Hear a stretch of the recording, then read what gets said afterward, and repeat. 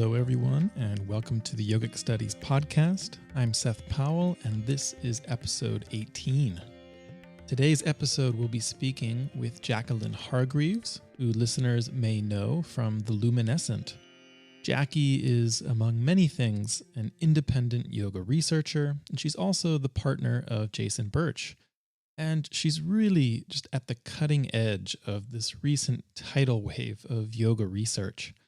But as you'll hear, she's not a traditional academic. She doesn't hold a PhD. She comes from an engineering and yoga teacher background. And I think in this way, Jackie has a really unique perspective on the field.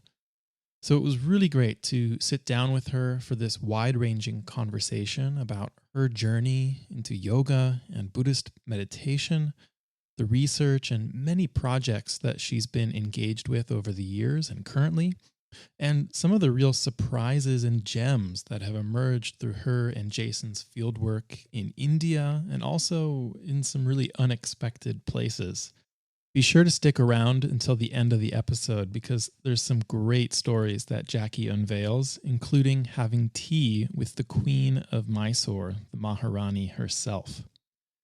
Now, Jason Birch and Jacqueline Hargreaves will be co-teaching a new online course for us here at Yogic Studies entitled YS 114, Rāja Yoga, History, Theory, and Practice. The course runs live from February 8th through March 5th, 2021. This course draws on their decades of research into the primary Sanskrit sources of Hatha and Rāja Yoga, and I'm really just thrilled to have them share this course offering with our community. One of the unique features of this course, in addition to the primary sources and unpublished materials that we're going to be able to have access to, new translations by Jason Birch. As we discuss in this episode, one thing that's also going to be included is what Jason and Jackie call embodied philology. That is bringing the text to life through practical application. Jackie will be offering 2 practice sessions in this course, bringing the teachings of Rāja Yoga to life. To learn more or to sign up for the course, you can go to yogicstudies.com/YS-114. Likewise, if you want to learn more about the incredible research and the story of Jason Birch, go back and check out episode 9 of the Yogic Studies podcast where I had Jason on. All right. Jacqueline Hargreaves is an engineer, senior yoga teacher, and independent researcher who examines the contemporary meeting place between historical yoga practices and their application in the modern world. She's a founding member of the Journal of Yoga Studies, a peer-reviewed academic journal, and the co-founder of the Luminescent, an independent, open-access educational platform for publishing cutting-edge, original research from primary sources. She has traveled throughout India for fieldwork into the origins of Hatha Yoga and studied meditation extensively, including mindfulness-based meditation and intensive Zen practice in a remote part of Japan. Hargreaves collaborates with scholars, artists, and scientists to communicate research on both pre-modern and modern facets of yoga. Most recently, she curated the exhibition Embodied Liberation at the Brunei Gallery in London for the Hatha Yoga Project at SOAS, the University of London, and in collaboration with the Haṭhayoga Project, University of Vienna, Jacqueline curated the Untangling Tradition series and designed a web-based visual and interactive timeline for pre-modern yoga and Ayurveda. Hargreaves is currently producing a much-anticipated documentary film, which we'll talk about toward the end of this episode, which aims to bring life to the unique content of the postural practice preserved in an 18th century Sanskrit yoga text called the Haṭhabhyasa Parati, through a visual reconstruction of its extraordinary section on asana. And again, we'll talk about the making of the film and its journey and possible release dates towards the end of this episode. All right, so without further ado, please join me in welcoming Jacqueline Hargreaves.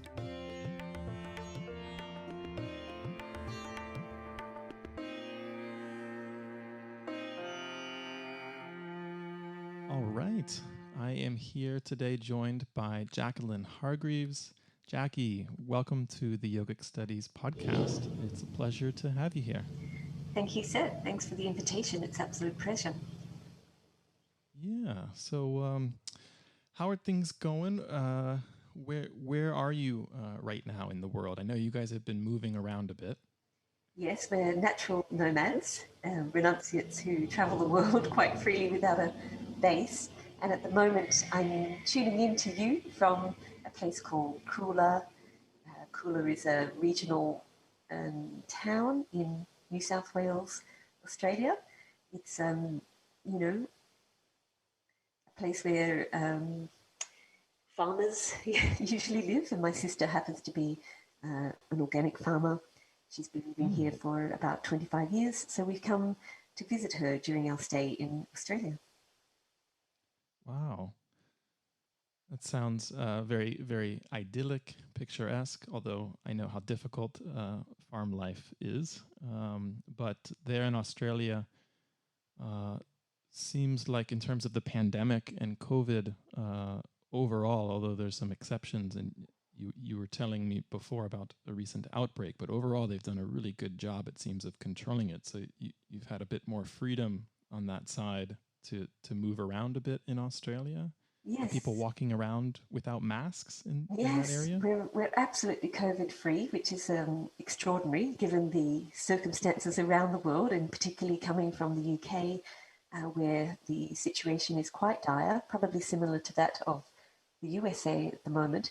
Whereas Australia has been able to manage the pandemic by closing its borders completely, which is one of the extraordinary things, I guess, is Australia is an island and it's always had quite rigid control over its borders. And we're benefiting from that, I guess, in terms of the pandemic. We've been able to keep, through quarantine, the COVID outbreaks at bay. And particularly in regional Australia, there's been absolutely no cases whatsoever. So we're free to move about, we're free to meet with people, and we feel quite safe that way. It is one lucky thing, I guess, about being in a country which has been able to control the pandemic. Mm. Wow. Well, that's it's very inspiring. Looking out from California and the current state of things here, which is really heading in the opposite direction, it seems. So I'm glad you guys were able to make it there. I know previously you'd been living in the UK, and Jason has been working on the Hatha Yoga Project, and so needing to be close to SOAS, the University of London. Uh, but you guys have also, as you said, been yoga nomads of sorts, traveling all over the world. So I'm I'm curious to hear about some of those experiences today. I'm excited to talk to you about your own independent yoga research that you've been doing, the work that you've been doing for the Luminescent, the Journal of Yoga Studies, the Embodied Liberation art exhibition. So many wonderful endeavors that you've had your hands in these last few years, especially. And then we're really excited to have you on board for this upcoming Rāja Yoga course with Jason Birch. We'll talk more about it, I think, towards the end of the episode today. But I'm excited. This is our first course where we're having co-teachers. And we previously did an episode with Jason. We encourage folks to go back and listen to that.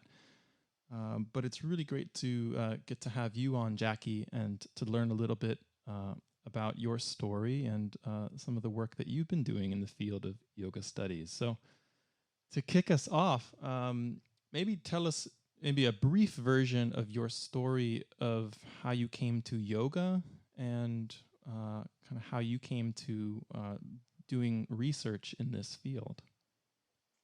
Well, thank you, Seth, for the invitation once again. And it's an absolute pleasure to contribute to your platform, your growing platform, which is really is a valuable resource and extending the knowledge of students in the field, which we greatly appreciate. Um, In terms of my personal story with yoga, it's a rather long one in years, I guess. I was given an opportunity to study meditation from a very young age, I guess, in some ways. At school, I happened to go to a religious school in which they taught world religions, and I had some inspiring religious teachers who took it on board to share with us different aspects of meditation. And in some cases, we took on board practices such as lying down meditations and so forth as a means of addressing the stresses of school life, so studying and so forth. So for me, that was really one of my first exposures to that type of thing. And that's in the 80s. So during my high school. Was that in Australia, Yeah, Jackie? yes, that was in Australia, yeah. And that sounds like a very unique education. yeah. Was it? You said it was a religious school. Yes. Was it a Christian based education? That's right. So it was a Catholic school, all girls Catholic school, and it just so happened we had two different. Well, I happened to have two different religious teachers, both male actually, and one of them had been a monk at one point, but he'd given up his pursuit or vocation, and another fellow who both were quite innovative in their teaching methods, I guess. So we looked at world religions, and we also took on board some practices during our school life, I guess, and it was mainly to do with dealing with the stresses of study, because there was a lot of pressure on us as students to do well at school, even though we were, again, I wasn't in the heart of Sydney or something. I was in, suburban Sydney, studying at a Catholic school, which, the opportunities to go to university and so forth were not given to, for example, my sisters who were all older than myself. They went to schools where it wasn't even possible to do what's called high school certificate, which would enable you to go to university. So for me, I feel quite privileged in that I was able to go to a school which enabled that to happen. So sometimes it's taken for granted, I guess, education and our access to education, but it really does form the basis of what opportunities are given to you in the future. And that's some of the driving force behind my efforts to offer sort of open access education to people on the subject of yoga, because really, we don't realize how privileged we are sometimes with our ability to gain access to high quality education. Yeah, that's right. And so I know from your bio, you went on to become an engineer. What came first for you, the yoga or the engineer training? Well, the engineering I pursued, I guess, as my education at university. I went on to become an engineer working in IT and operational research. So I looked mainly at methods as well as systems design that supported the technology booms, I guess, of the 90s, which was the whole .com boom and that type of thing that went across the world. And what was interesting, I guess, for me was I have a very sort of mathematical, scientific background, and it's one of my loves. But at the same time, one of my last projects as an engineer was based in India, and I was living there for a couple of years. This is in the mid-90s through to the late 1998, I think. I was living in Mumbai, working with Jet Airways, so it was a new airline at that time. And we were setting up what people know now as sort of call centers in India, but this is back in the days when these sorts of things weren't so common. And we were laying, fiber optic cables from the airport at Mumbai through to, offices where young women were sitting at benches getting trained up to be people who would answer phone calls. So this is really my first exposure, I guess, to life in India. Was that of an engineer rather than as a yoga teacher or a hippie on the hippie trail. It was very much about going to India as as an engineer and working in operational research. So this is where we designed systems, computer systems that supported airlines. So, you know, a lot of my work immediately after I left university was about servicing Southeast Asia with the technologies as airlines to function, right? So the load and balance of an aircraft, reward systems so that people can build up loyalty to their brand, you know, air crew balancing, so servicing where the crew were across the network, the worldwide network, so that they could not break the rules of flying too many hours in the right type of aircraft and keeping their qualifications up, which is something I find interesting about the pandemic at the moment, which is to notice that pilots aren't flying, and so there's some rules that will that govern how they can fly, where they can land, who they fly with, and so forth, or what type of aircraft and what airports they can land in. So all of this type of thing, I was very deeply involved in that type of research. So when you're flying on a plane, Jackie, you must have a lot going through your mind. Oh, I love it, you know. I do love it. You know, I feel very lucky that I had an opportunity to work in the that field, because it's one of my great passions, I guess. Flying is still something I enjoy very much. But anyway, my exposure, I guess, to yoga, it's a bit of a long story that way, was that I found within engineering, my pursuit of that, there was something lacking. You know, I just sort of looked around at the people who were, you know, in my field, and the sort of issues that they dealt with and the aspirations that they had. And I found myself longing for something more. And maybe this comes from having a religious education, that what are we striving for, and what are we, you know, what purpose are we living for? What are we doing? What are we building with our hours of work and so forth? And so for me, that really did drive me to reflect on giving my life, I guess, to the pursuit of technology.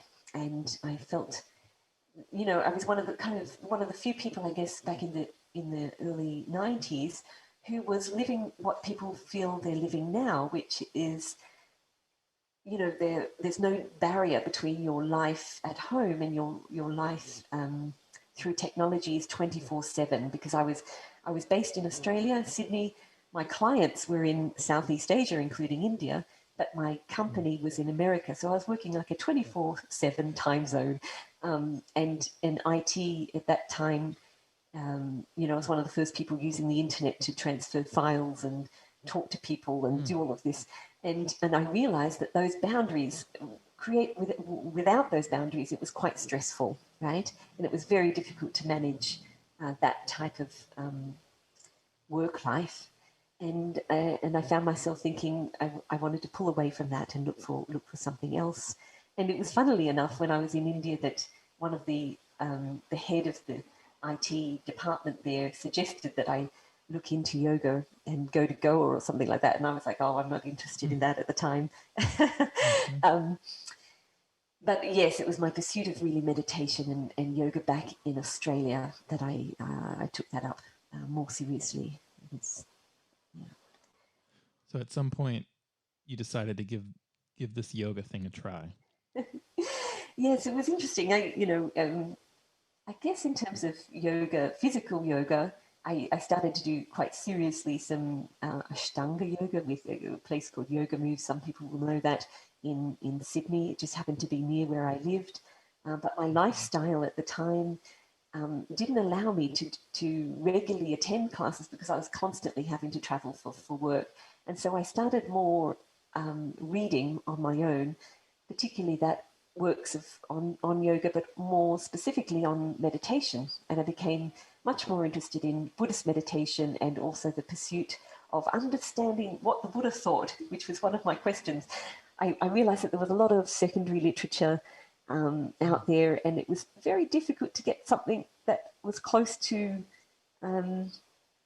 you know, what was actually going on for that person way back in time, and what did they really think, and what is this practice?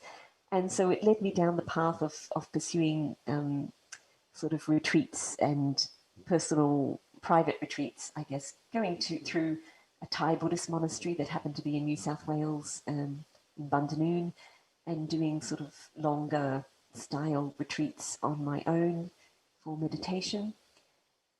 But then I also realized that I needed some sort of physical support for that, and that's where my interest in Hatha Yoga blossomed. But, you know, in the beginning, I would say I was much more, and still am, much more interested in these ideas of deep states of meditation.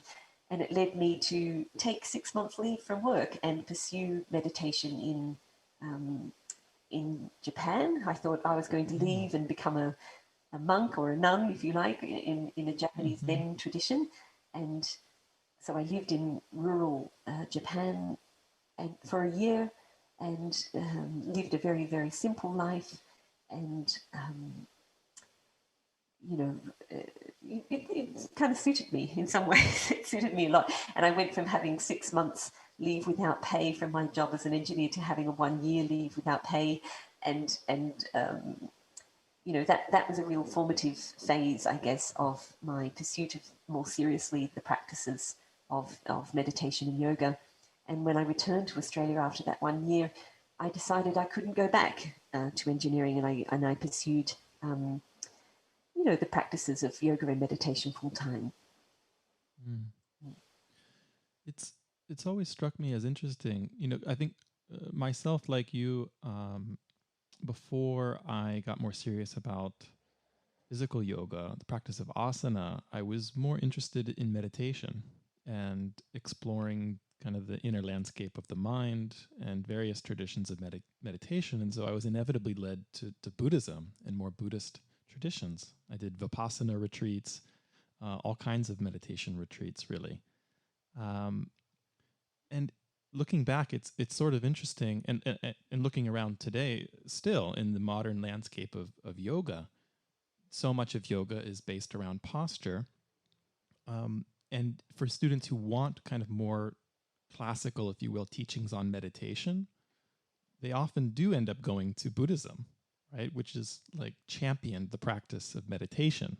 And yet, when we look at the history of yoga and Sanskrit yoga texts, we look at the Yoga Sutra of Patanjali, right, which is supposedly like the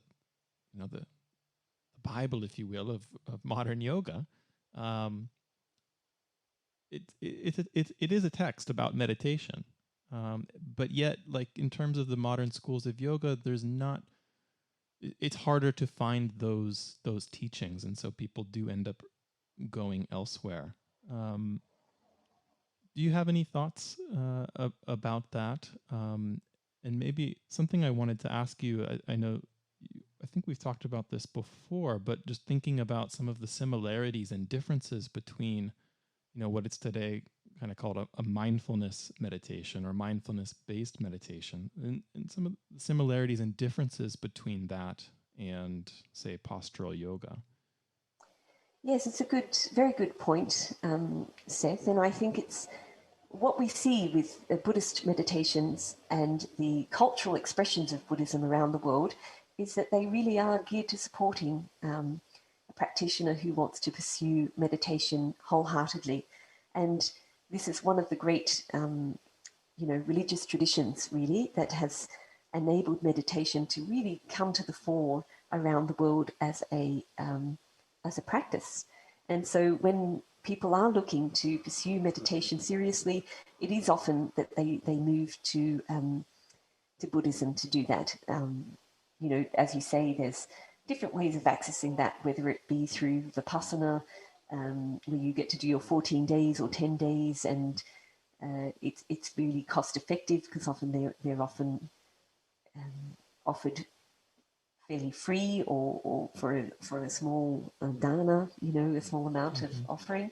And when we contrast that with the traditions of yoga that have made that transnational leap through to Western culture, it's interesting because when we look very early, I guess, at some of the places where yoga was brought to Europe, there was certainly an interest in meditation traditions, Rāja Yoga in particular, and it seems that it's got a little mixed up perhaps with the pursuit of physical dexterity as well as health and well-being, that yoga now is seen exclusively as that practices, or those practices which are physically oriented and oriented towards the pursuit of,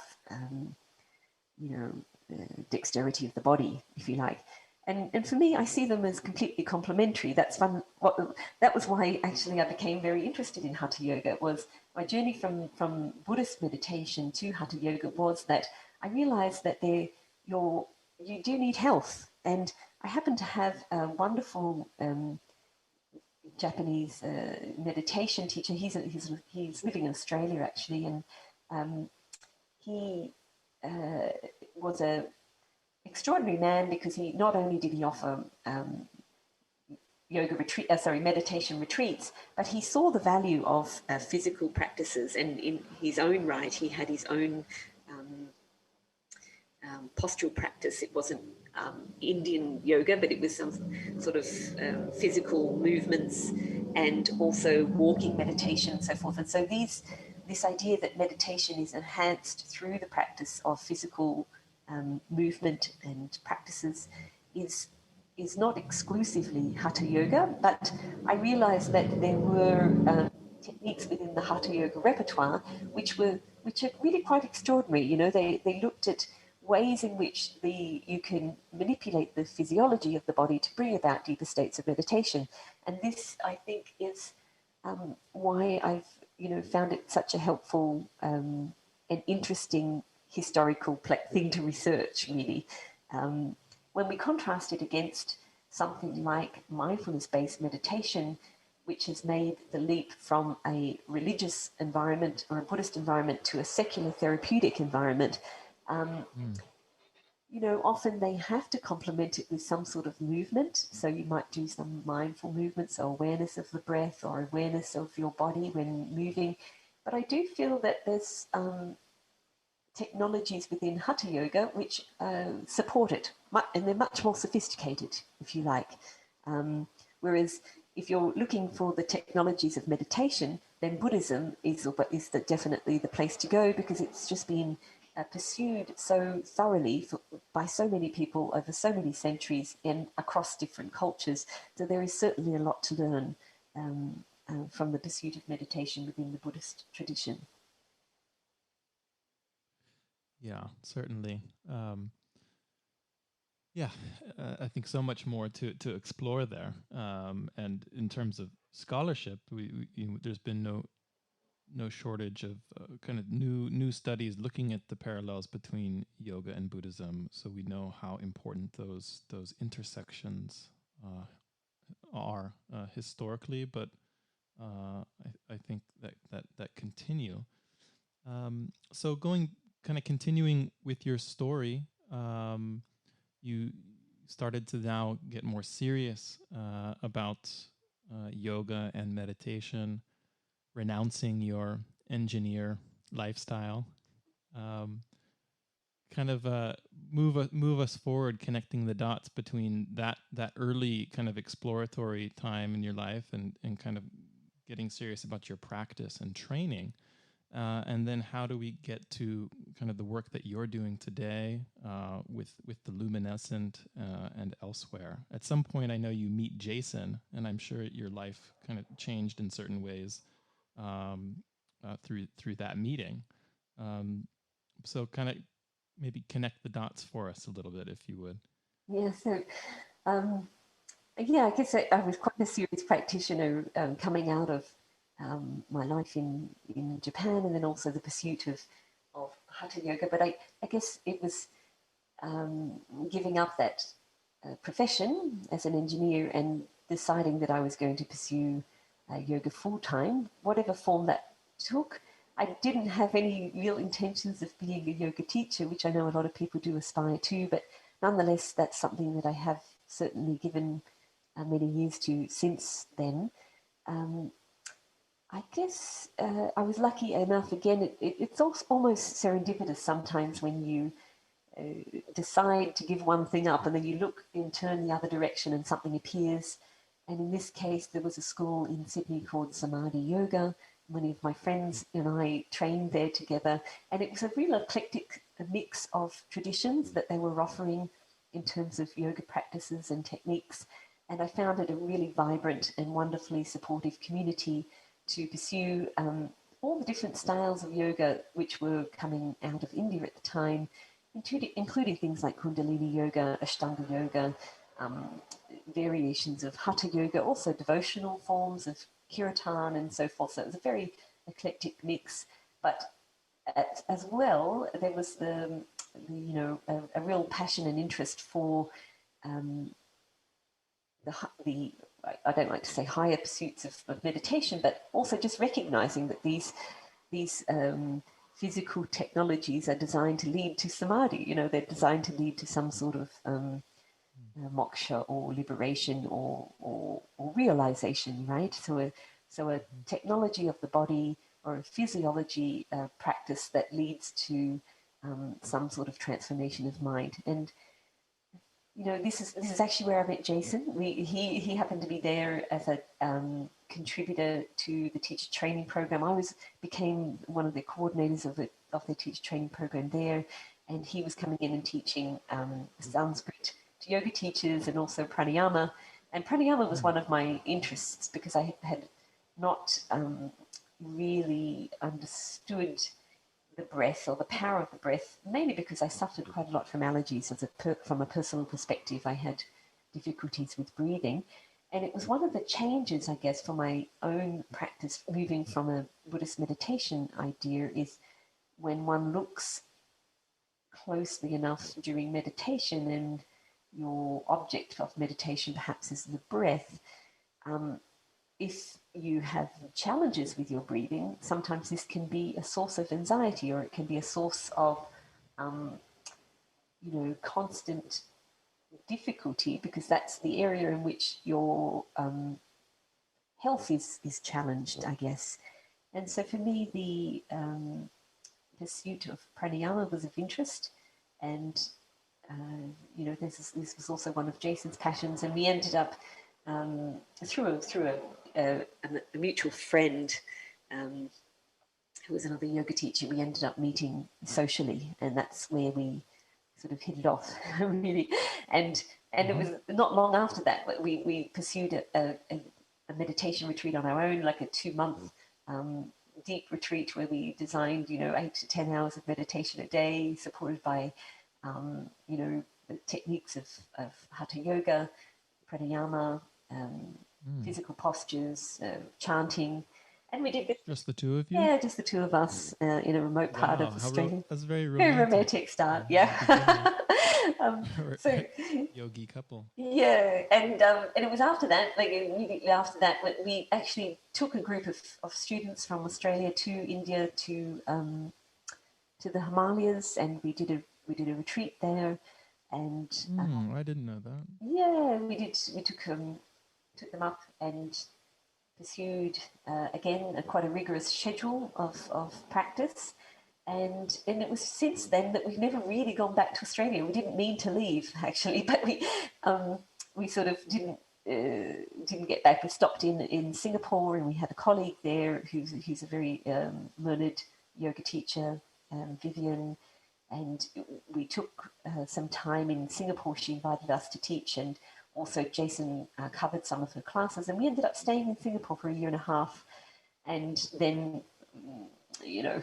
anyway, long story short, during that time, Jason was making applications to around the world to get some sort of funding for his PhD studies, and that was when we ended up in Oxford. So, the success of his scholarship there, receiving the Clarendon Fund, enabled us to travel to the UK. And in between all of that, we've been back and forth to India, really pursuing field work and the search of manuscripts, where I guess that fits in a lot with your work, philological research, Seth.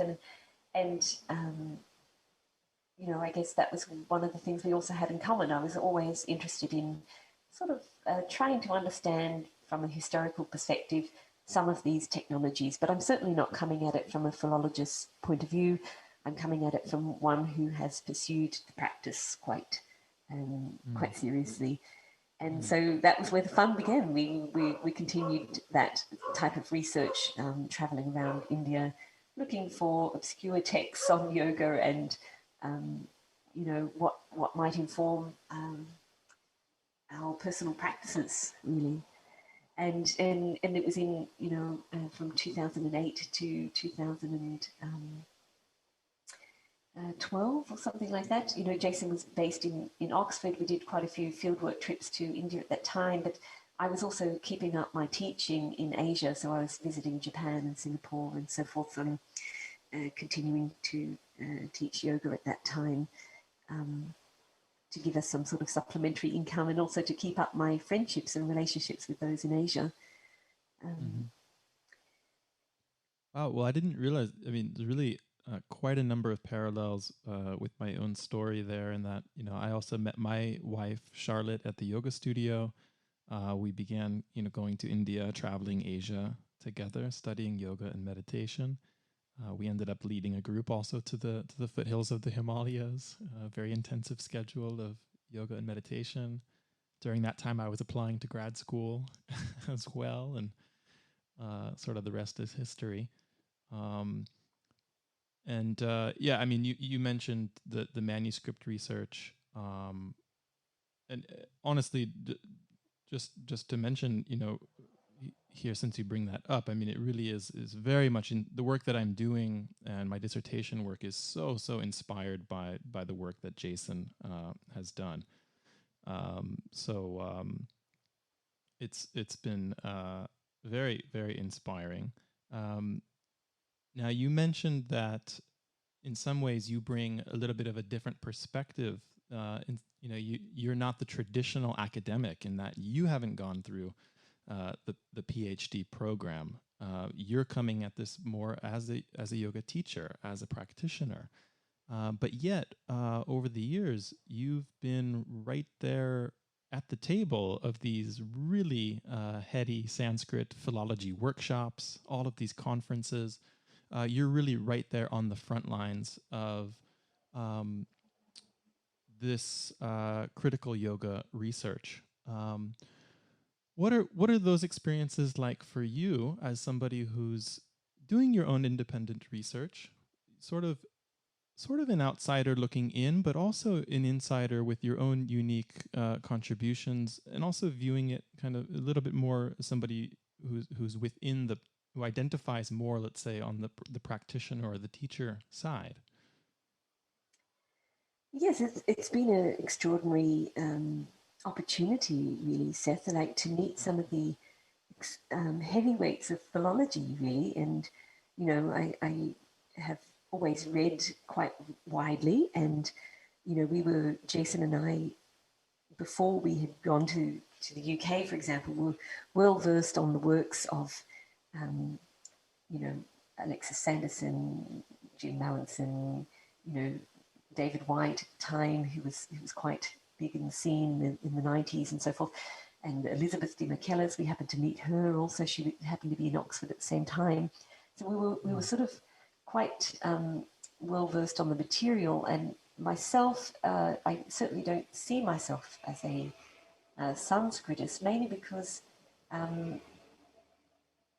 yes, I am interested in the history, but given that I'm living in a contemporary time, and my pursuit of these practices is one of a living practitioner, and so when I look at this material, I certainly appreciate the skills and the dedication and the extraordinary efforts that scholars put into bringing to light this material. It certainly helped that way. I've certainly been involved for many years on that front, particularly, the hard work of coming across the material. Like, people, once you see it as an edited edition, it really does hide a lot of the work that goes behind the scenes. And you would know that yourself, discussing, right down to, particular words and phrases and how they're interpreted within the context of that particular time period. You know, I guess as a generalist, if you're going to be a yoga teacher, you can very much just live in the world of reading a printed edition and not have to worry about the translation that's in front of you. But I've always been more interested in where these words come from and who spoke them and what were they thinking at the time. So those sorts of questions I keep asking myself, even when I'm sitting at a yoga conference with some of the world leading scholars in philology and Sanskrit, and it also brings to mind how much of it is so uncertain, because when you're in those environments, you realize that we've traveled across India, we've discovered these manuscripts, and sometimes the obscurity or the challenges of reading a particular script, or maybe there's a wormhole exactly where you need to find who the author is and what they thought, and all of these chance opportunities to look at an object that's come from the past and has documented somebody's words, and you realize what the role of a translator is. They're piecing together these fragments, and a lot of it is up for debate, and based on your skillfulness of not only reading a diverse range of scripts, but also bringing together what might be the closest rendering of that text in a particular time period, and what did that author think at that time. So for me, this is quite an interesting aspect of, if you're going to look at the past and it's going to inform your practice in the future, well, I don't know, I see that the ambiguities enabled me to be a little fluid in my understanding. I'm not so dogmatic about an ideological view of what yoga is. For me, I'm able to move freely that way, and that's because of my exposure to these world heavyweights in Sanskrit, I guess. Yeah, I think I know what you mean. When you get the heavyweights in the room and all these powerful minds are trying to penetrate a Sanskrit manuscript together, all sitting around the room, all firing off at once, bringing different aspects of grammar and meter and all these databases really of Sanskrit knowledge systems behind them, and they come across things and there's uncertainty, right? There's questions, there's ambiguity. Let's crux that section. We can you hit certain points where it's just a hypothesis, it's just a best guess how to proceed, how to interpret, or if there's something missing in the text, how to fill that in. And I think there's always, for me, watching that happen too, there's a certain degree of humility. Like it's okay to admit that we don't know certain things. It doesn't mean that it can be whatever we want it to mean, but there's some degree of certainty in the unknowing that comes from just these true heavyweights who's not that they get stumped, but just showing that we simply do not have the data or the processes to kind of to figure this part out, right? Absolutely, yes. And then one of the joys, I think, that comes from working with historical material, and particularly at this very primary source level, is that sometimes, Jason and I often have this where we're working with, manuscripts that we've just discovered ourselves. It wasn't catalogued correctly. It was in the back of the room, or it was in the bottom of the dustbin in a collection. Could even be a private collection, and all of a sudden you have the opportunity to read words from deep in the past about either a practitioner of yoga or a type of practice of yoga. And for the first time, this is the real joy for me, is I feel like I've been given a real gem, if you like, an absolute gem, a moment in which I myself and perhaps Jason are the only people in the world that have really looked at this for the first time, and perhaps you're the only one that has seen the insight for that moment. And it might bring to light, for example, the really early work that Jason did when we were moving around pre-Oxford, was this the idea of what is Hatha Yoga, right? That at the time everyone thought they knew what it was, but here he was looking at Hatha Yoga, and it wasn't this ascetic practice, or it wasn't this complete technology of the body. Here we are. We have Hatha Yoga as it wasn't forceful physical practices, which is what it was understood to be at the time, but rather a mechanism of moving vitality, forcefully moving vitality in the body, and it was coming from Buddhist traditions. Like this was a huge breakthrough, and writing and having Jason write that up and having preview to reading that material was really exciting. Same has happened, of course, through the Hatha Yoga Project. Jason working closely with his colleagues, of course, Jim Mallinson, Mark Singleton, and so forth. Daniela Belavacqua. But from the textual side, we spent maybe 3 of those 5 years in India trying to penetrate collections which aren't digitized. So it's not like you can just go to an online catalog and try to find these things. We're going off sniffs of fragrant information that we receive from either colleagues or people we meet in India, and we're trying to pursue those and find a little piece of textual history that might change the way we think about the history of yoga. And that might be something like the Amaralga. The Amaralga, when they first wrote up the proposal for the Hatha Yoga Project, they thought it was quite a late text, post Hatha Bodhipika. But here we are after 5 years of research, and it's now the earliest Hatha text to teach a system of Hatha Yoga within this Hatha Rāja combination.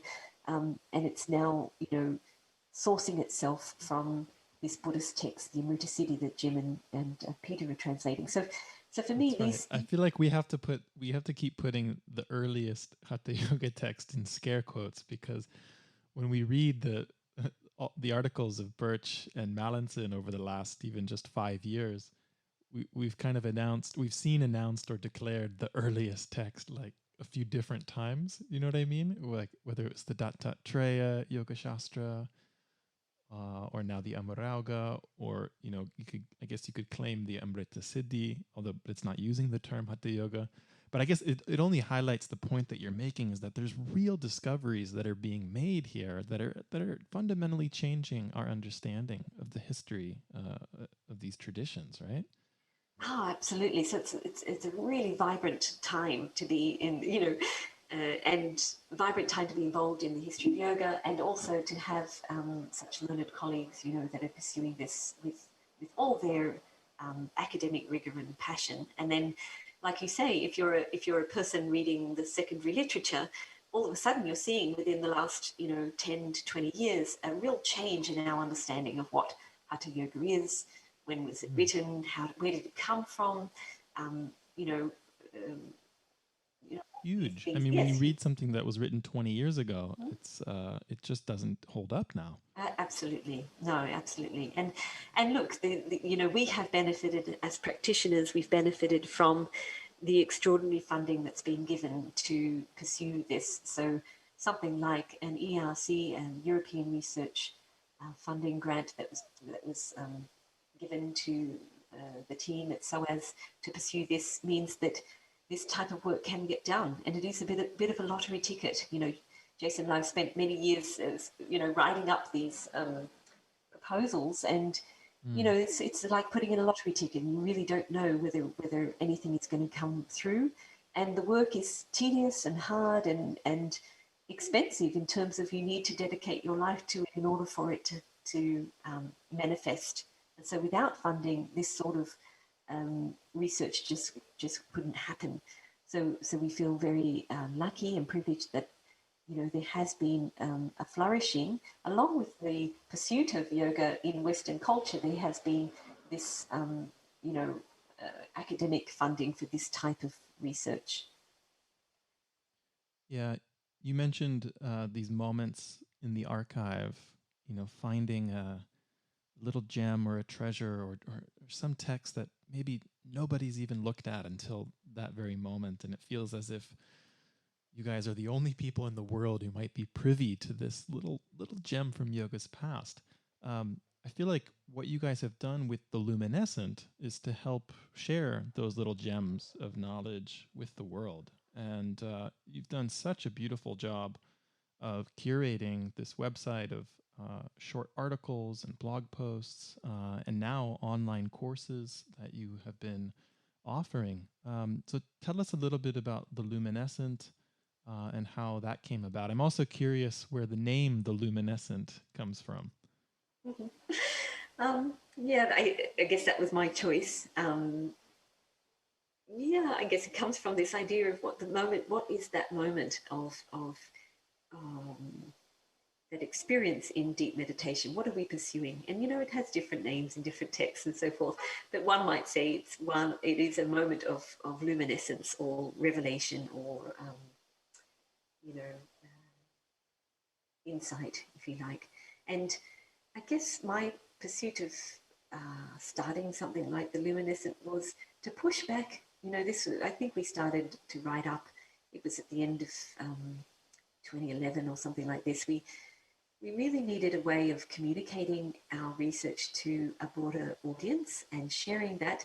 But I was also conscious of the commercial side of yoga and how it was actually becoming difficult for people to access high quality education on yoga because the commercial push was asking people to pursue a career as a yoga teacher. And these yoga teaching programs were extremely expensive. They were like $3,000, $4,000, $5,000 people were asking. Mm-hmm. And I would say that they were quite rudimentary teachings. And this is not to dismiss people who have pursued becoming a yoga teacher through a 200-hour teacher training or something like that. But rather, I did see that all of a sudden your ability to pay for education was limiting your access to the teachings of yoga. And so for me, that was one of the big drivers, was firstly to offer snippets of history, which I felt were extraordinary. For us working with primary evidence, it was an opportunity to give people immediate access to that research in bite form, so not like academic articles, but rather translated into something that practitioners might be interested in. But at the same time, it was driven by my, and this is stemming from my engineering background, which is driven by communal access to open access education. That doesn't mean that you don't pay at some point for some part of your education, but rather that, we really need to be demolishing some of the walls between academia and the history of yoga and who has access to it and how can they access it, right? So we were at a time when you could produce a blog and write up something, and all of a sudden you have people that are interested in looking at this material. So that was great. And for me, there's sometimes moments which I wish I could share with people more freely. And now that we have things like, Instagram and so forth, it's a bit easier to do that.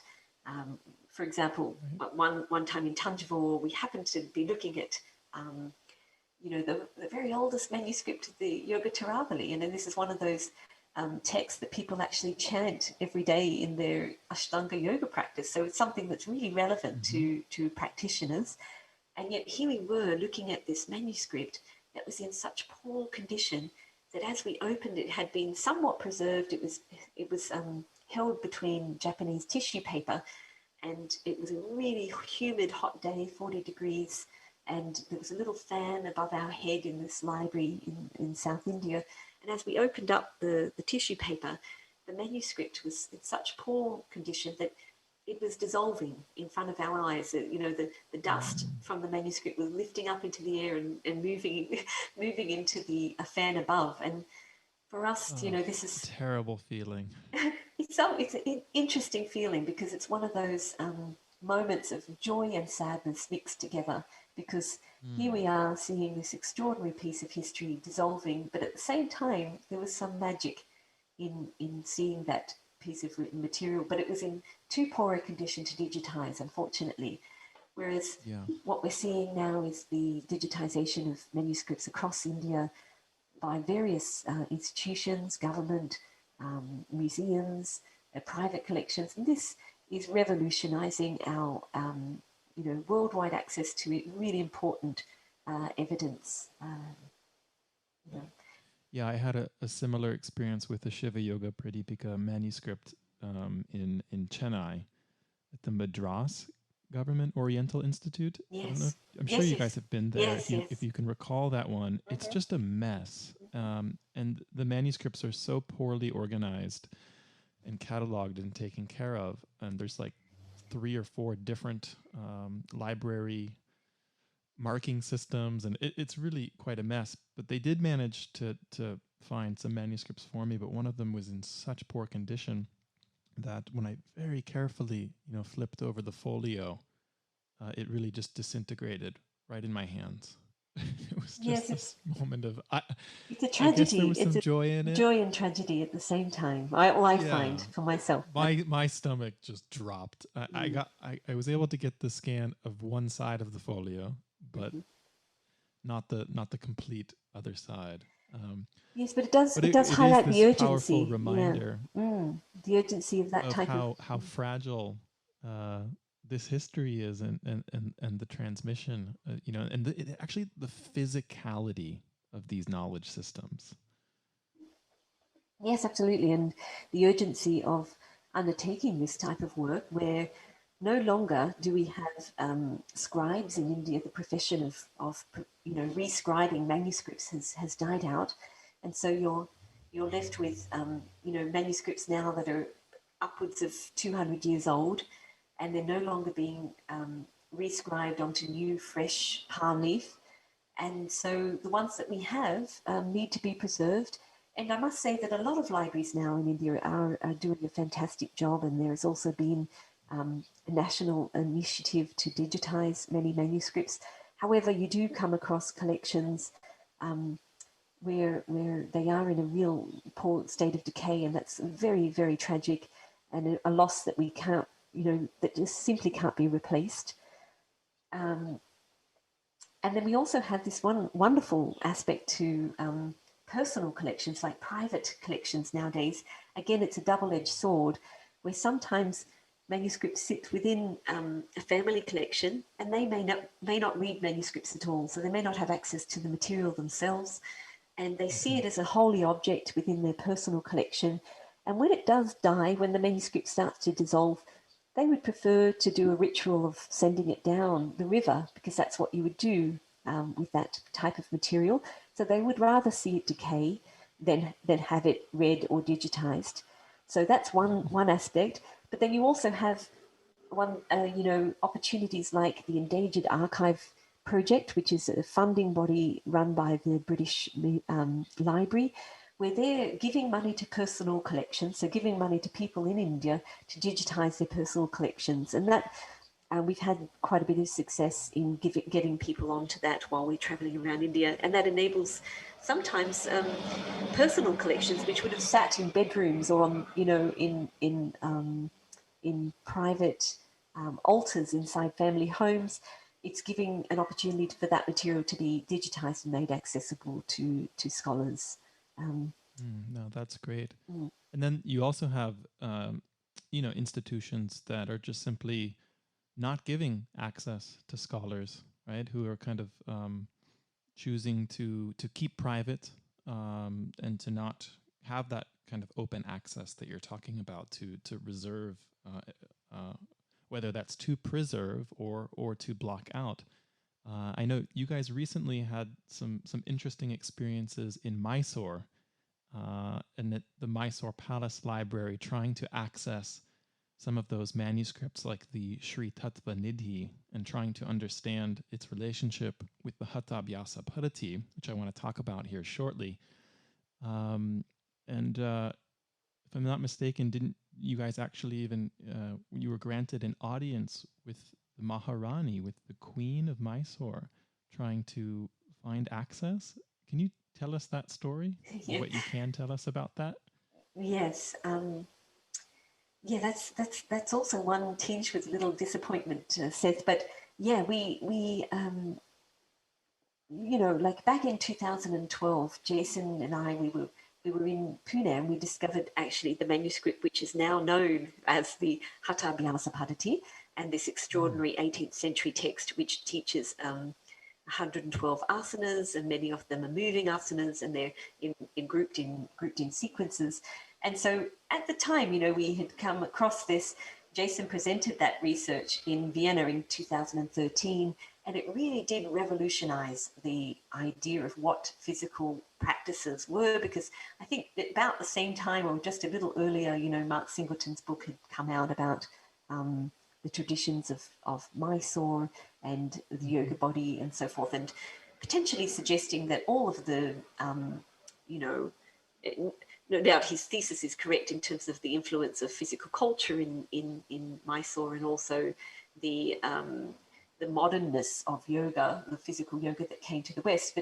But also there wasn't an understanding of what did the physical practices look like in this early period, this pre-colonial period of India. And so we were really quite excited when we found the Haṭhayoga. It was one text we sort of, you know, again, it was found because it was catalogued under the wrong name, and we happened to come across it by accident. And so that was quite an extraordinary find in itself.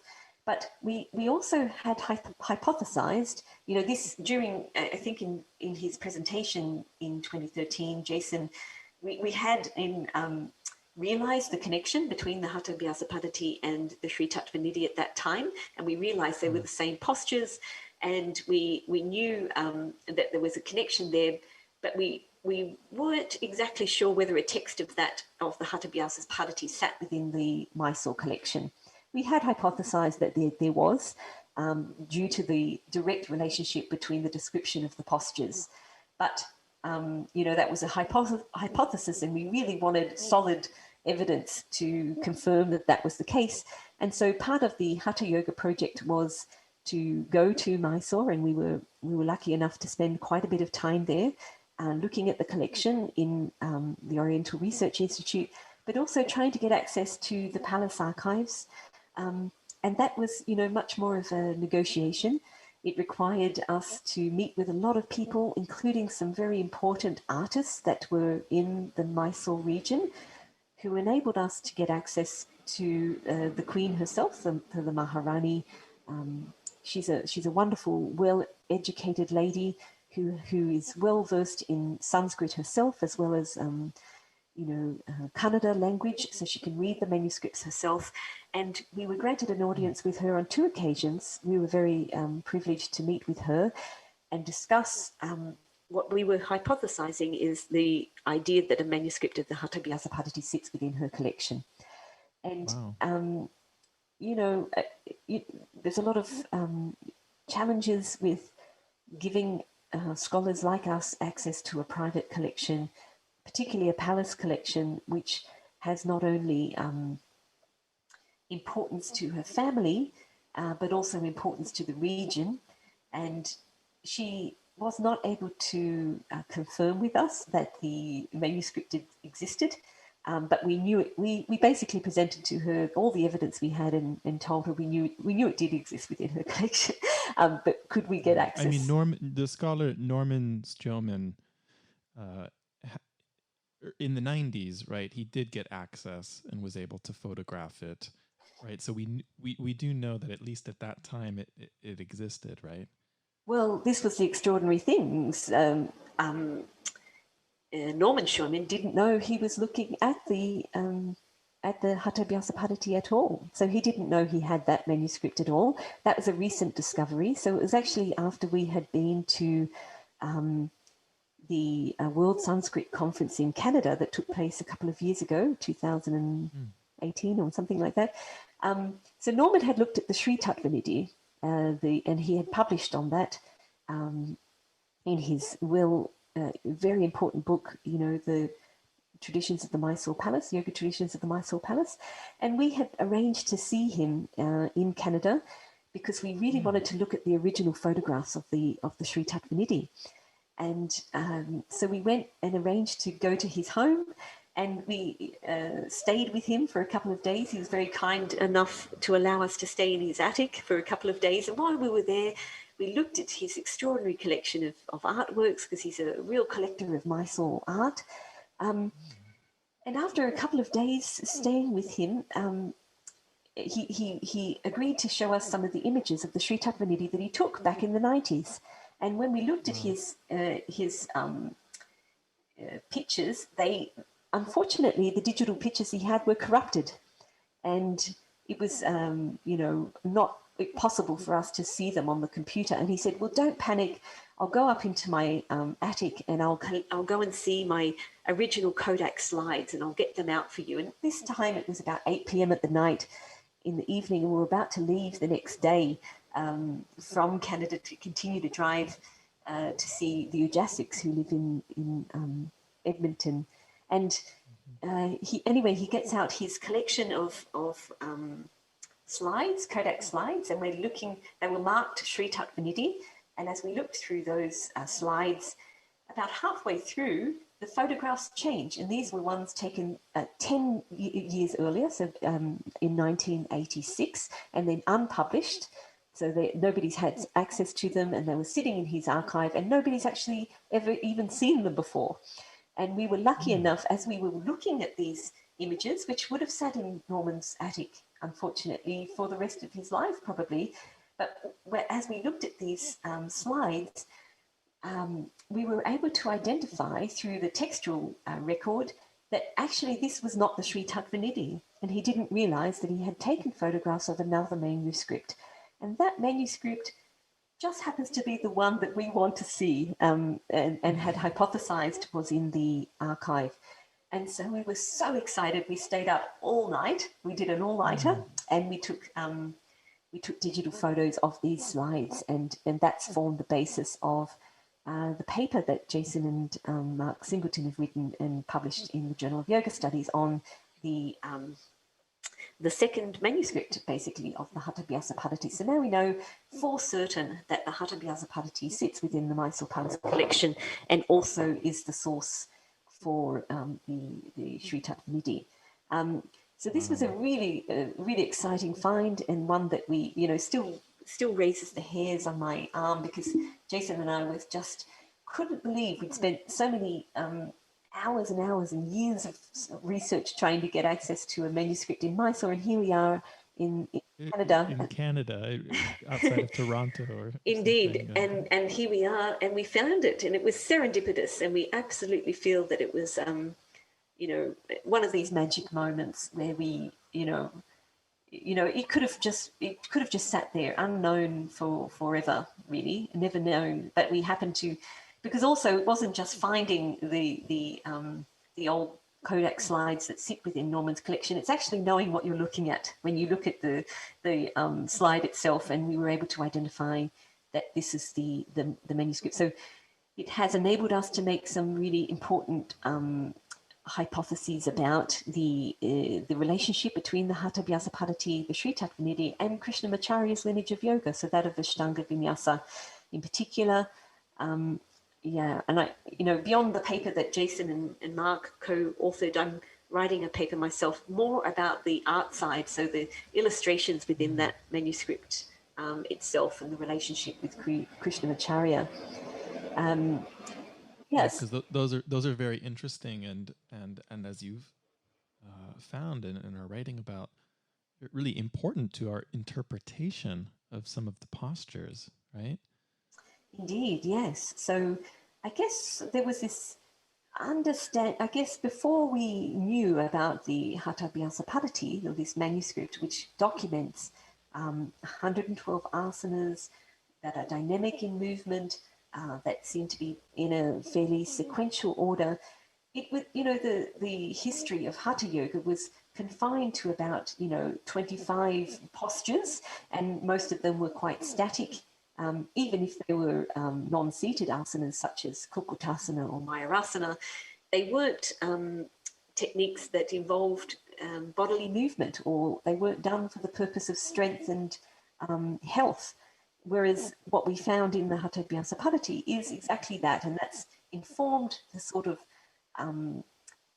physical postural practice that has made that transnational leap and has been popularized around the world by teachers such as, Pattabhi Joyce or BKS Iyengar and so forth. So really those foundational teachers who have popularized the physical techniques of Hatha Yoga.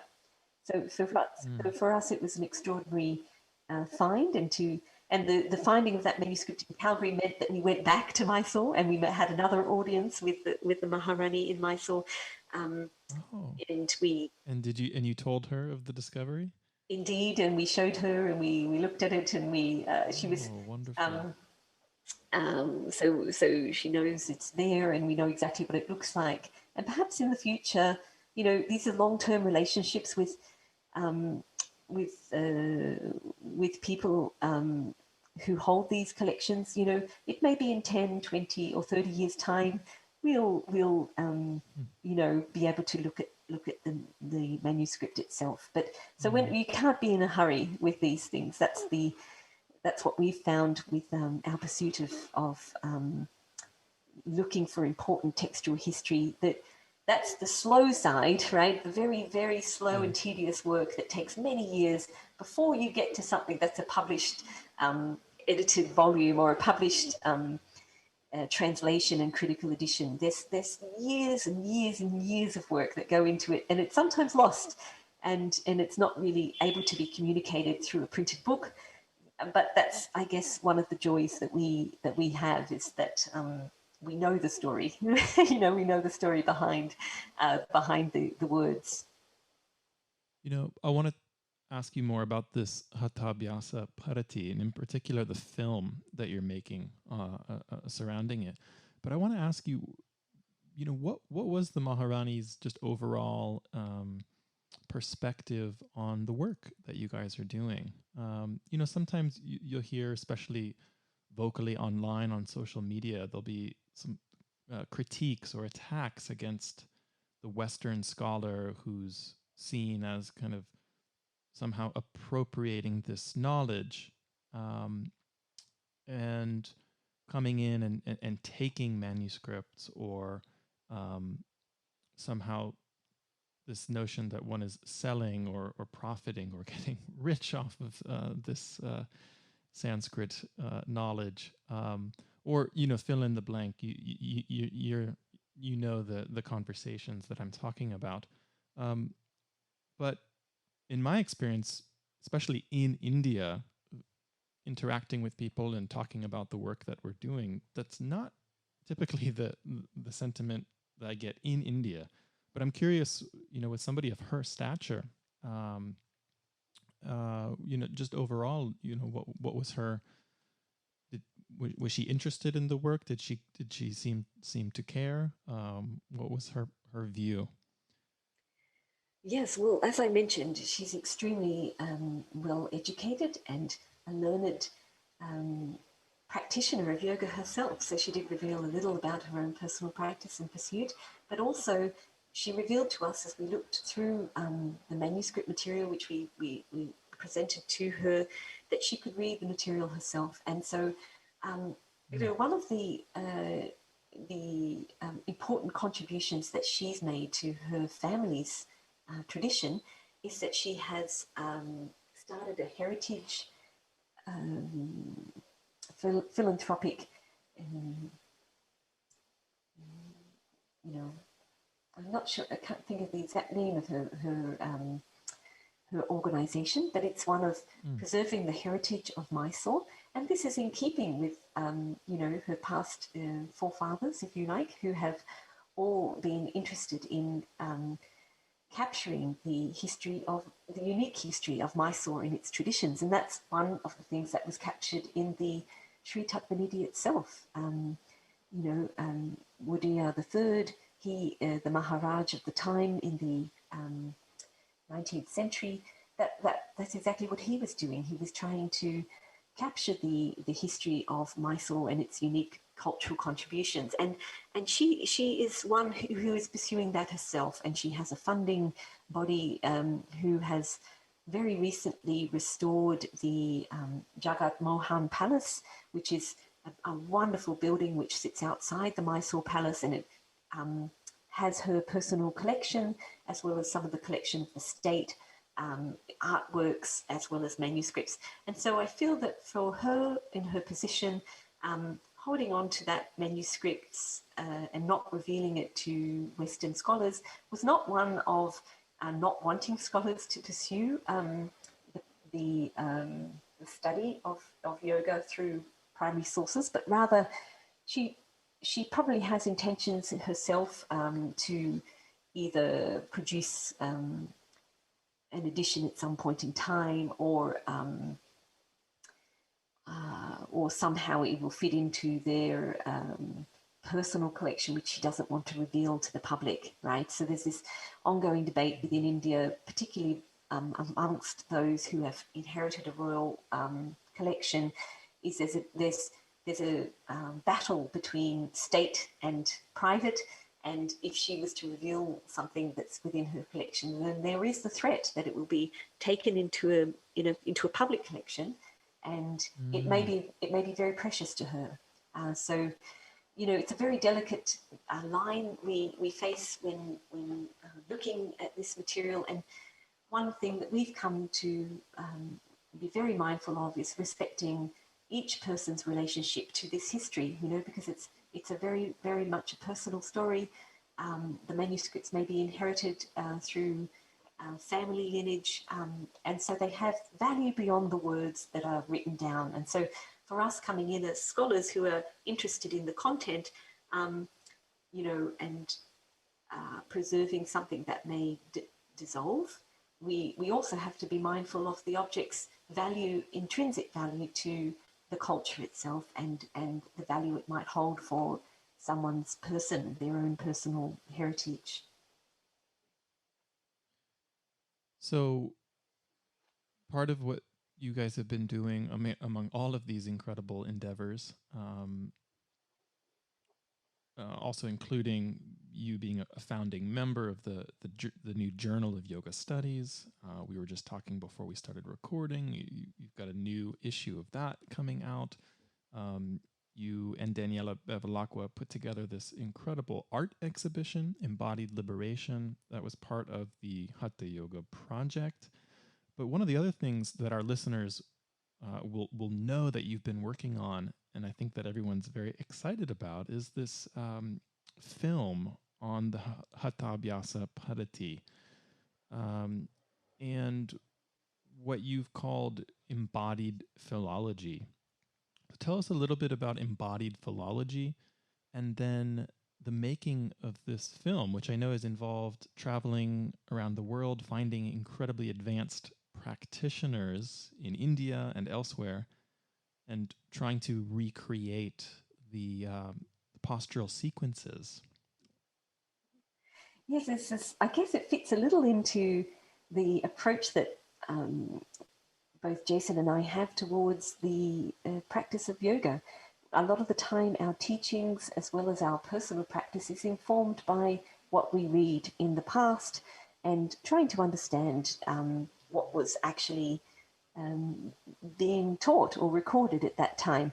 And so it was actually back in 2012 when we first discovered the Haṭhayoga Paddhati that Jason and I started to have these heated arguments really about the what was actually going on in some of these postures. Because if you could imagine, back in 2012 we didn't have the illustrations of the Sri Tattvanidhi. We didn't understand the relationship then, and we were just left with a very obscure text which had very terse verses about the description of asanas, and we were attempting to reconstruct them, right? And that's what we do, because we are practitioners at heart. And so and this led, you were saying no, no. I think the elephant's pose, put the arm, the trunk of the elephant here, and Jason would say, no, the grammar clearly says put the trunk here. Yes, kind of thing. Indeed, yes, and it was a lot of sitting with the Sanskrit and the terseness of the Sanskrit, trying to understand, did the description in one verse connect with the verse in the next verse? And it's a lot of grammar as well as philology that goes into reconstructing the verse itself, and then actually interpreting that verse. and trying not to bring your contemporary view into that verse. And that's one thing that I guess the reconstruction was part of that. So before we pursued creating the film, which we showed 2 parts of that in the Embodied Liberation exhibition in the Brunei Gallery, before that, Jason and I had reconstructed a lot of these asanas and were teaching it to groups of people. Generally speaking, they were yoga teachers, and we were presenting them with the terseness of the verse and asking them to interpret it. And it was through that practice that we realized that we really wanted to document this and bring it to life in the form of the film. When part of the Hatha Yoga project was funded, Jim and Mark also thought it was kind of a really good idea. And, Mark had access to people. We're not from the UK, so we're not so familiar with the people there. But Mark had access to the extraordinary practitioners of Ashtanga Vinyasa Yoga in London, such as Ruth Westerby, Philippa Usher, Agi, and so forth. And these practitioners are at the top of their game, more than 25 years of physical practices. And we knew the limitations of even contemporary practitioners, particularly female practitioners, to do some of these extraordinary strength-based postures.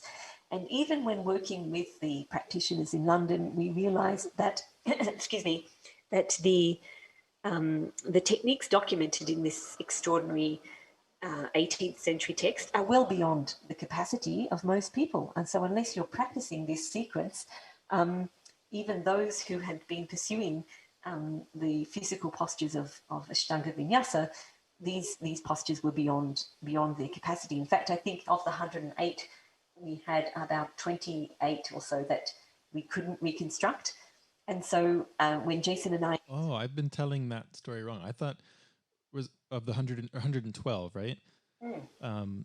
I thought Sorry, I said 108, didn't I? But well, it's very auspicious. Why wouldn't you? Why? I thought perhaps there was only one that eluded. No, one has eluded us in terms of our ability to reconstruct it completely. But in terms of the practitioners that we were working with, we worked with a lot of people from different cultures. We'd actually reconstructed it in Singapore, in Japan, and with senior teachers in the British Wheel of Yoga. We taught around the UK, in Wales and Scotland and so forth. So we'd had a lot of input from a lot of different practitioners, not just those from Ashtanga Vinyasa. And that was important for us because it meant that we could disentangle some of the influences that modern contemporary practitioners bring to the interpretation of these asanas. And we're much more versed, I guess, in doing that, mainly because it's been our work for such a long time. We can try and sort of separate our personal view, what's informed, and try and place ourselves directly in the history. So place ourselves in that period of time.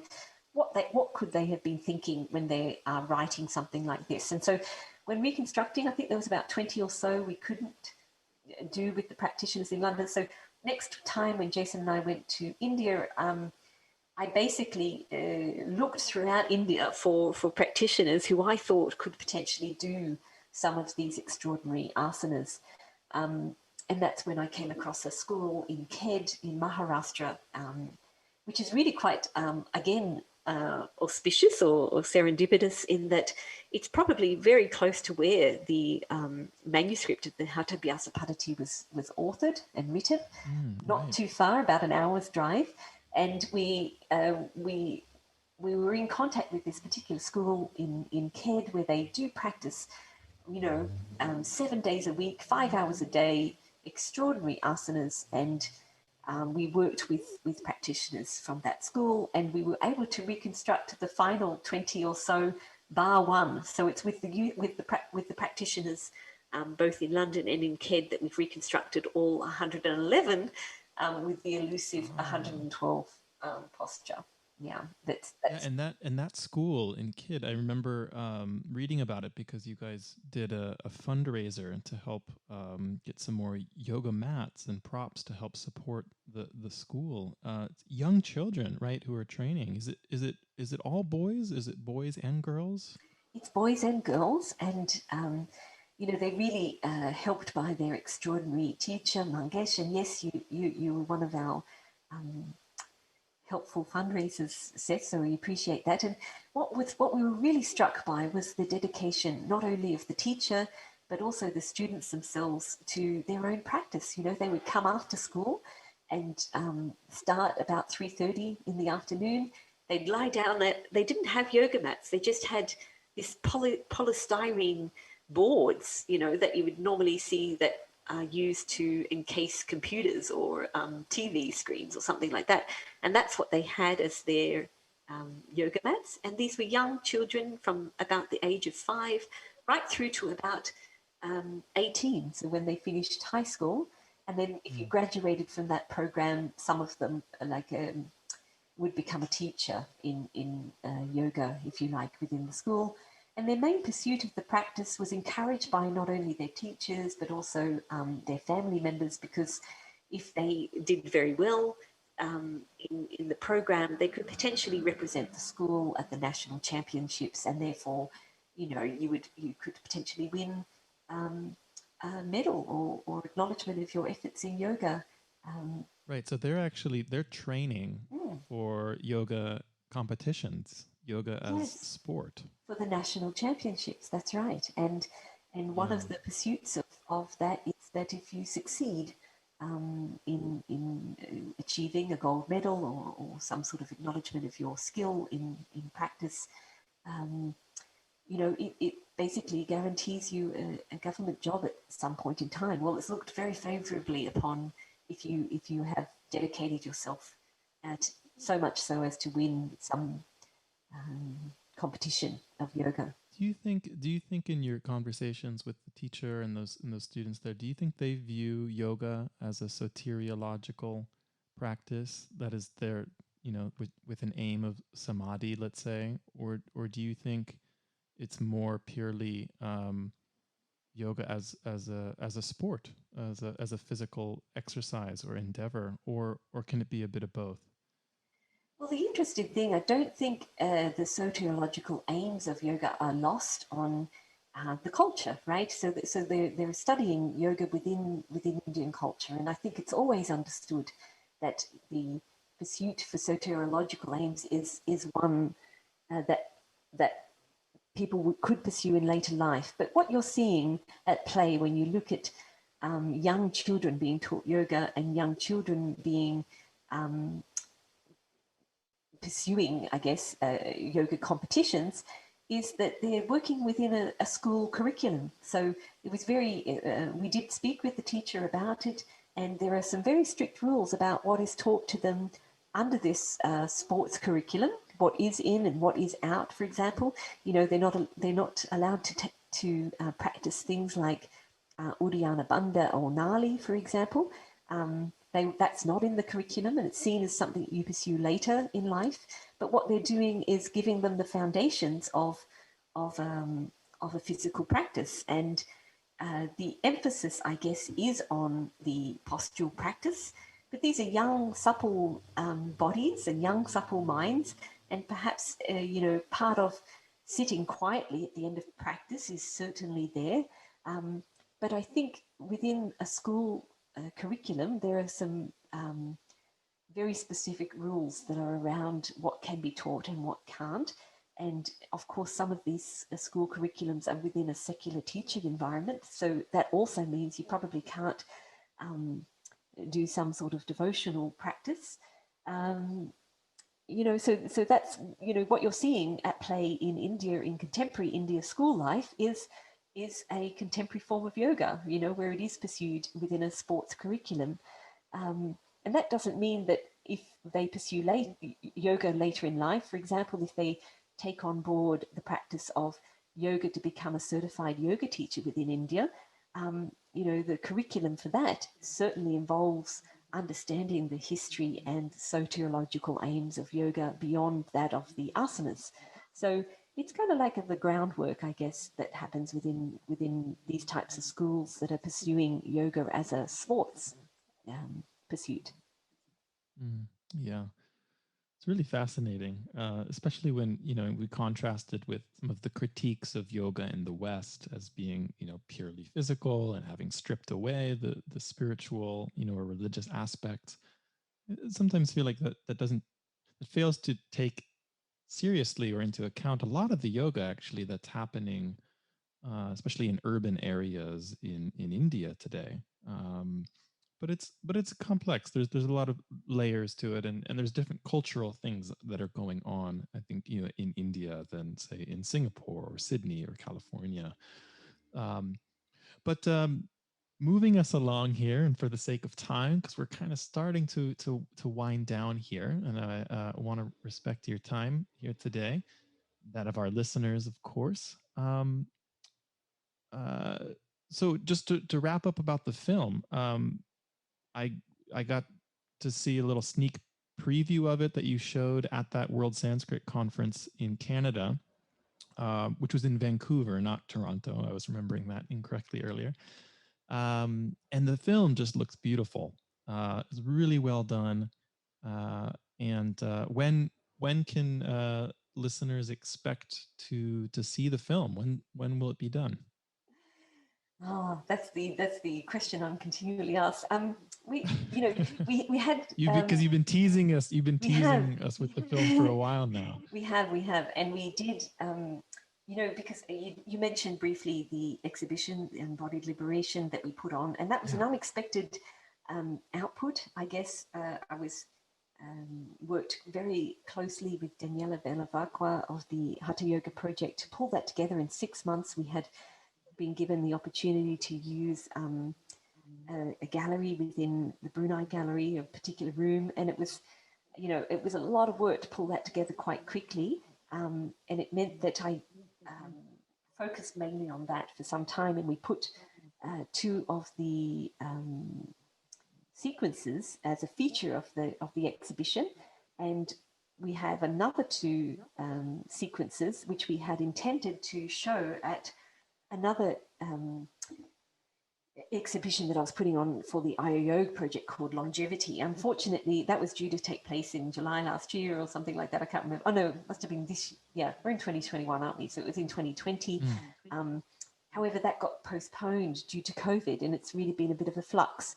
And we had that's been rescheduled for July 2021.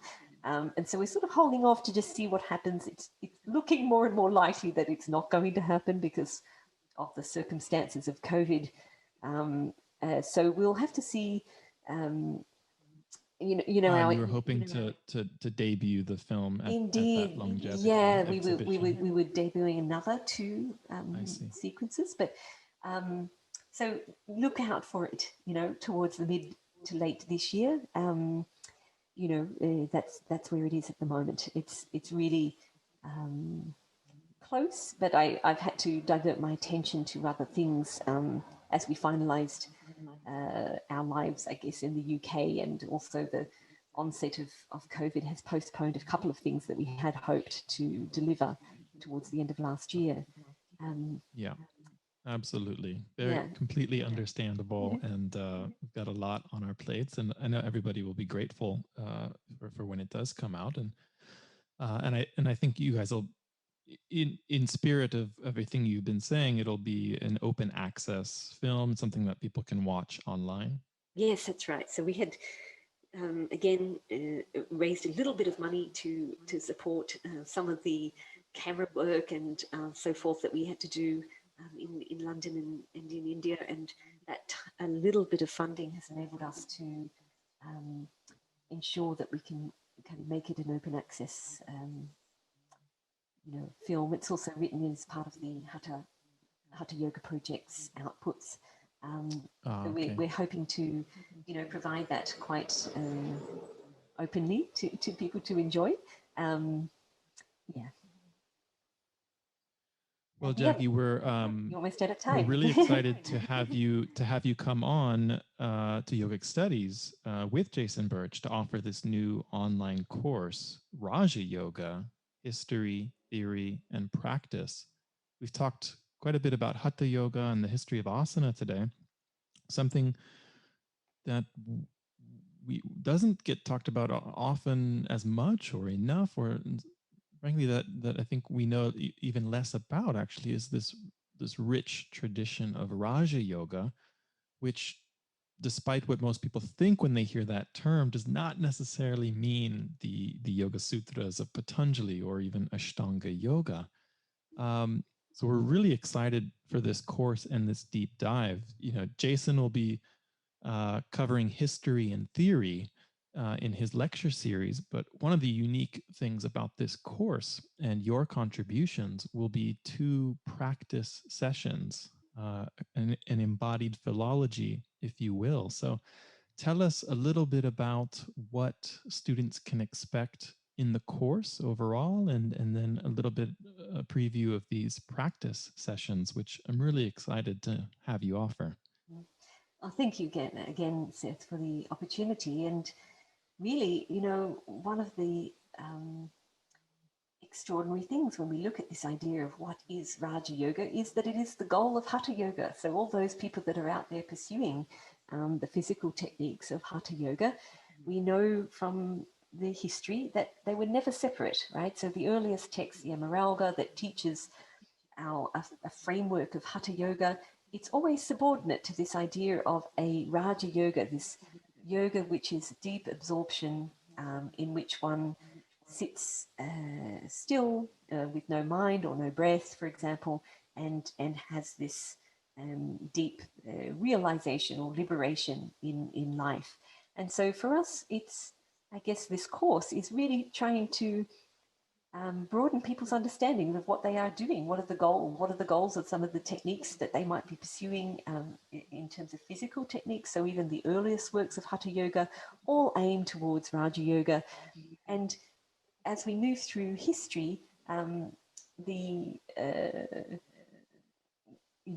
goal never changes, if you like. In terms of Raja Yoga, is always the goal of all of these different variations as Hatha Yoga evolves from being a single technique that people can pursue right through to the complex systems of Hatha Yoga we find in contemporary life, where you're having asanas, bandhas, mudras, breathing techniques, and so forth. All of these aim towards this same goal of Raja Yoga. So what is that? And we'll be looking at that closely. And we'll be, within the practical sessions, we'll be attempting some of these techniques. So you mentioned a couple of times this idea of embodied philology. It's one of these words that we, catchphrases that we like to use, in which we take something from the past. So it's not necessarily a living teaching. It's a teaching that exists within a textual context. We'll look at that teaching, and then we'll, in some ways, attempt it. We'll be bringing it to life. And so we'll be looking at some of these techniques of Raja Yoga, particularly that of the 18th century Granda Samhita, which is a text that happens to have 6 ways to Samadhi. So Samadhi wasn't just this one pursuit. You could achieve Samadhi, or this deep state of absorption, through different techniques. And not all of those are simply seated in meditation. Some of them are breathing exercises. So we'll be looking at some of the techniques that lead to this liberative state of deep absorption, and how can we get there? And so that will be part of the interactive sessions that we'll do in this particular course. Fantastic. Yeah, it's a very interesting section of the Guranda Samhita, this sort of 6-fold Raja Yoga. Folks can take a look at the text if they want to have a little peek inside.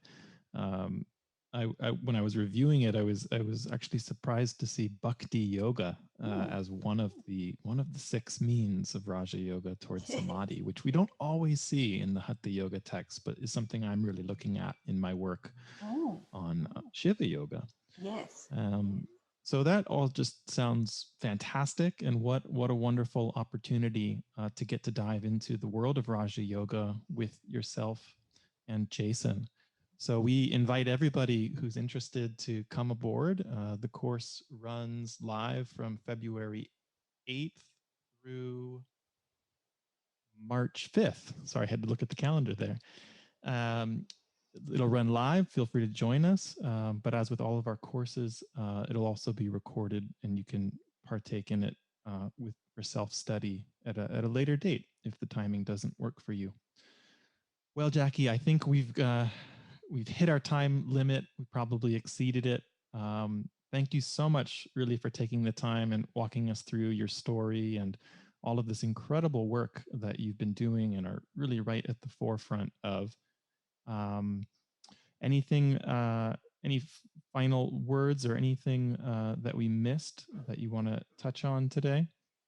No, that was all. Thank you so much, Seth. And it's good to know, like looking, just pulling up in front of me, you know, people think about the idea of Rāja Yoga and it's fairly alien. But if we even look at a text that people might be familiar with, like the 15th century Haṭhayoga, you find in verse 2.76 something like, without Hatha Yoga, Rāja Yoga is not accomplished. And without Rāja Yoga, nor is Hatha. Therefore, the yogin should practice both until the final stage of yoga is attained. So I hope we can finish there with our discussion and also with our study of the practice and the deep connection between Hatha Yoga and this idea of Rāja Yoga.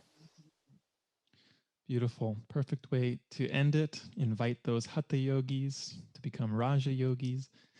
Jackie, where can folks find you online? And is there anything else you wanted to promote? Anything coming up? Of course, the Luminescent.org is our website where we try to promote young scholars like yourself as well, who are up and coming and doing some fantastic research. So you can also read blog posts there by people, some of our courses available there. But also, you know, you mentioned a little earlier the Journal of Yoga Studies. We founded that with our co-members, of course, Elizabeth DeMarkellis, Jason Birch, and Suzanne Newcomb and Matthew Clark. And we have a new volume coming out very soon. So look out for that. It's got an extraordinary article coming out on a very, very interesting text on yoga and yoga chikitsa, so yoga as therapy. So look for that in the coming month. Very exciting. All right. Well, thanks again, Jackie. And thanks everybody for listening. Please take care, and we'll talk again soon, okay?